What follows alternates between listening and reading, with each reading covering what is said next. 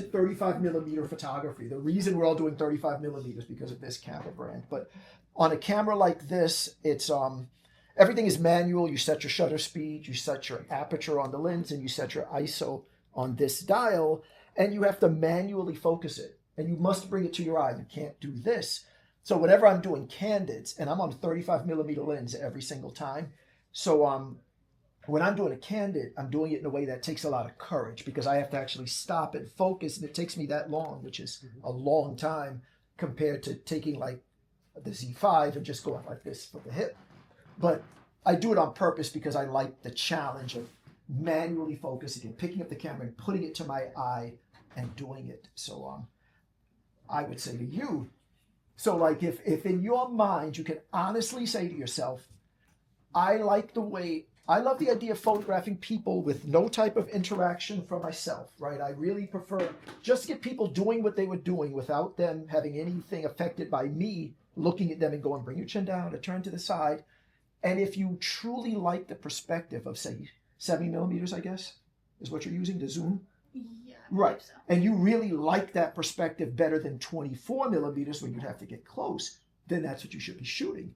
But if you know deep inside, the only reason you're doing the candids is because you don't want to do what Dylan, is that right? What Dylan does and walk up to the people and go, hey, my name's Dylan. I'm in this program. Do you mind if I get a quick picture of you? I'll send it to you tonight. Then that's not the good. Not saying it's not good, but then I think you should try to do what she's doing. You follow? Right? Honestly, I just do it because I like the expression on their faces when they don't know that a camera's on them. Right. They feel so natural, so free. Right.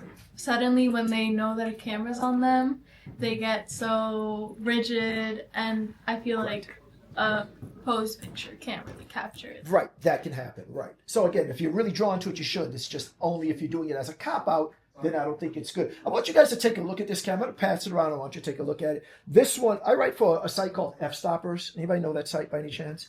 Photography website. You guys should definitely check it out. They just have articles about photography. So I actually borrowed this one. My version of this is in my bag. I borrowed this one, but I'm going to pass it. I want you guys just to take a look. You can look through it, try to focus it. Completely different system than you're used to. You can feel free to push the button and feel free to turn dials, whatever you want to do. Just keep in mind two things. It's not mine. And number two, like this body goes for $9,000. And the lens, this very tiny lens here sells for about, I think, $6,500. Okay, so just keep that in mind when that you're not like going like catch, okay? And make sure it comes back when it goes out. Make sure at some point it makes its way back, okay?